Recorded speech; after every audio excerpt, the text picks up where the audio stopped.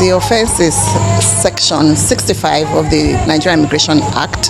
Anyone who aids an illegal entry of non-Nigerians into the country has committed an offense. When you aid unknown people into your country, you don't even know what the aim of those people are.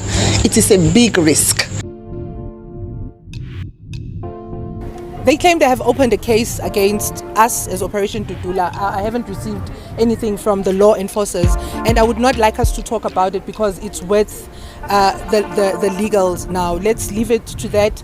As you know, the EFF and Operation Dudula have different beliefs when it comes to African unity. Have you noticed the intense beef between the EFF and Operation Dudula?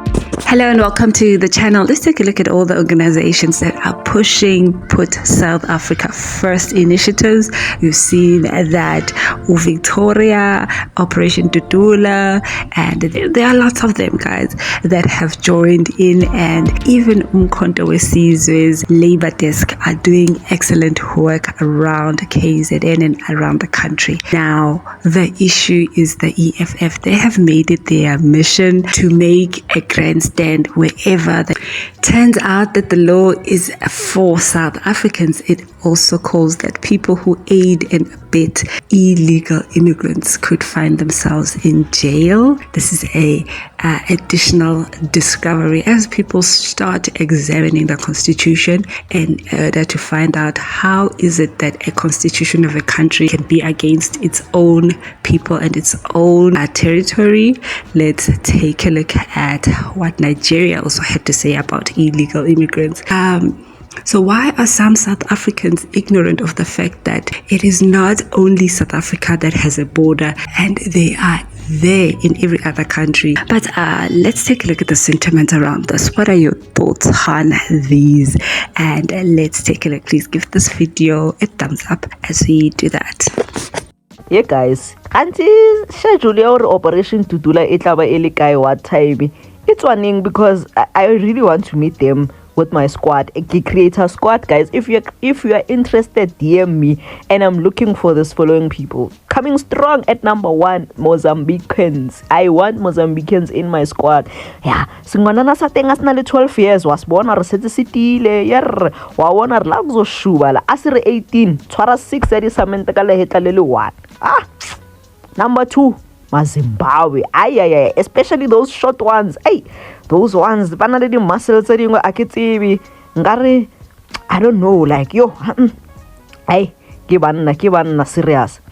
Number 3, Nigerians. And Nigerians, I want you to be my deputy president and also the spokesperson, because nina mankhuluma kuyazwakala. Lina language lina ko halobolela litilo o tlola re mo monna wa bolela mo ta o ya rora mo ya and a le bolele fela le nkgatlhelo re la actor. You guys don't just speak, you act. You're not easily intimidated. And then here in South Africa, I only want Venda or Tonga people. That's it. I'm looking for muscles here. I'm looking for people that have defined bodies. Yeah. Pusha achieved. And we're gonna easily win these things because when it comes to South African men, skinny jean. They look like teenage girls. Their arms, they're just pisinyana ekana. Mothateng opalla lo kuka bupi. Ha tshwere grocery wa requesta because opalla kuka. Ke di princess nje. Di princess di tijela di cornflakes, little noodles. So squad, if you're interested, DM me. We are going to meet Operation Dudula toe for toe. When we get there, shark phela pa sibavula amakhanda ngeimpama nangenyaka Zandile ke nyaka montsha di eyelash. The offense is Section 65 of the Nigerian Immigration Act 2015. Anyone who aids an illegal entry of non-Nigerians into the country has committed an offense. So you have the 2 Nigerians who I understand have been in the watch list of most of the security agencies for a while. When you aid unknown people into your country, you don't even know what the aim of those people are.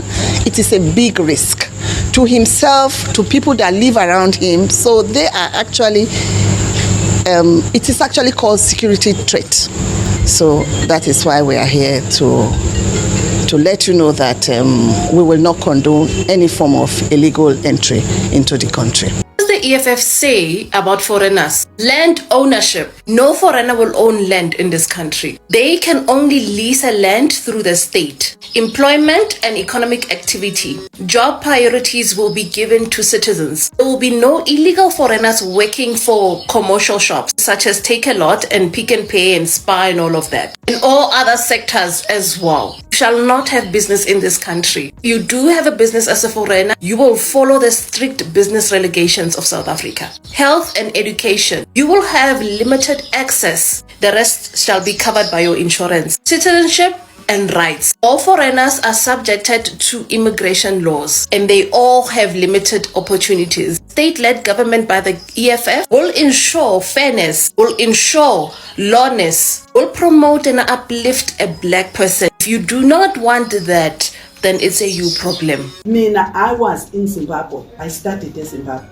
Every 3 months bekufika iveni izongilanda ngiyokwenziwa i-TB test ngoba ngibukeka njenge-risk njengomuntu oqhamuka la. Even nabantu ababese-exile bazokutshela ukuthi babe ney'nkambi kwangewona uthela wayeka ungene yonke indawo. Basically indlela okwenzeka ngayo eSouth Africa kona ukuthi awekho ama-opportunities. ISouth Africa ifuna ukuplaya ugod e-Africa ama-corrupt government e-Africa outsourcing ama-economic problems e-South Africa bese thina samukela labo bantu bese si-sideline abantu bethu. Ayikho into wrong nokuthi uthathe umuntu one-scarce skill ngoba singekho leso skill, kodwa umubheka izinto ezenzekayo e-South Africa i-reality eyokuthi ama-South African natives are being shortchanged. And that is the narrative is some we push. They must produce their identity to show that I'm a South African. That's as simple as that.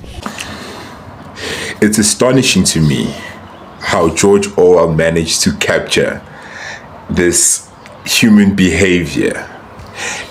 And in his book, The Animal Farm, if you've read it, most of the time, whenever there's a revolution, the people who take over tend to adopt characteristics of their previous oppressors. This is a very common narrative, especially post a revolution in most countries. You see it also in Israel, right? How the Israelis, so-called Israelis, suffered the horrors of the Holocaust, and they are mimicking the very same behavior towards the Palestinians. This brings me to Operation Dudula and South Africa in context. We are now picking up habits of our oppressors. We have to now walk around with the Donbass in our own country. We're now going to be subjected to civilian law where a civilian can just decide, okay, I want to see your ID. Not official. This is terrorism. And I'm not sure how we're not seeing that as terrorism. This is terrorism behavior. It is completely misdirected. The anger that we should be having is not towards our brothers and sisters from Africa, from all over Africa. It's a mistake that we're making, and we're allowing, for lack of a better word, demagogues. Like, I want you to think about this. I want you to think about this, Taki. Well, there you have it. What are your thoughts on these views that have been coming in? Some shocking, and of course, as expected, some will go a little bit overboard from the EFF, as you have seen that it is okay to have a bit of rivalry in South Africa. There is an opportunity for political parties to have opposing views and apply political tolerance. However, the intent to cause harm to people just because they have a differing view, that is a problem. As you have seen, the lady recruiting people to then go and sort out Zandile and Dudula initiatives physically, whereas they do not do the same.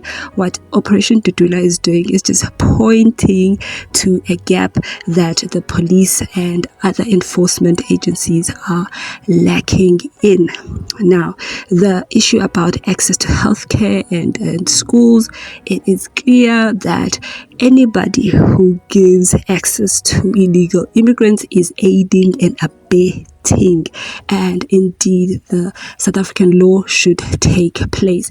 And in terms of access to health care for illegal immigrants, it is clear that they are supposed to be attended in cases of emergencies, but what is missing is the part where the health caregivers are supposed to call the police after stabilizing that person. The educators are supposed to call the police when they cannot confirm the status of those learners, right? All of those issues are being left unattended. Now, the thing is here is that there are often a lot of gaslighting videos and gaslighting points that are brought forward. As you have seen in the video here, stitched of EFF member laying out what the EFF's approach is when it comes to land, when it comes to illegal immigrants. They are clear, they are saying the same things that South Africans are saying, they're saying the same things that Dudula is saying. The only thing is that when they go on social media, but you see what Nigeria is doing there, they are clear about protecting their territorial integrity. They are clear about protecting their country, to the fact that they are willing to arrest their own citizens and charge them for aiding and abetting in cases where they are intentionally harboring illegal immigrants. What are your thoughts on their moves? And it's not only them, even our neighbors here, Zimbabwe, Botswana, they don't play, they apply their laws. But here in South Africa, the country is being encouraged to allow lawlessness in the name of brotherhood.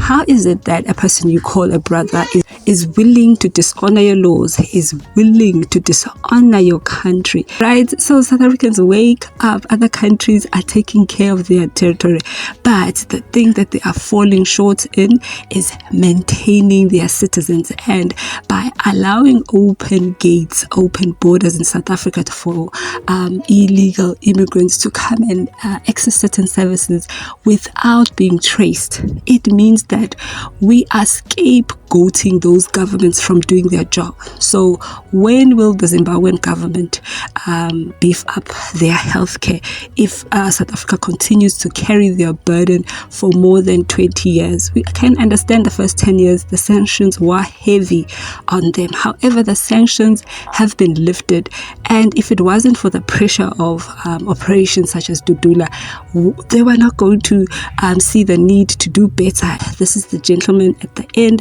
who is saying that it is Operation Dudula that is the pig in Animal Farm, whereas the pig is the ANC, and he is scapegoating the ANC from responsibility.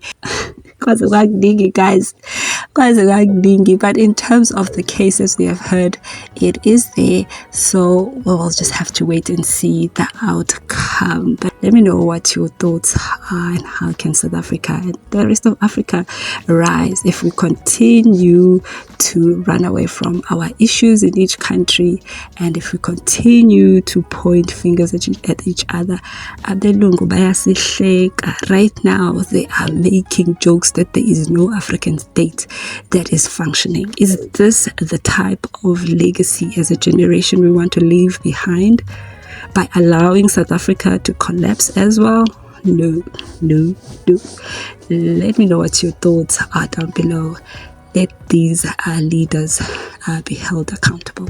Please give this video a thumbs up. Let's meet on the next one. Bye.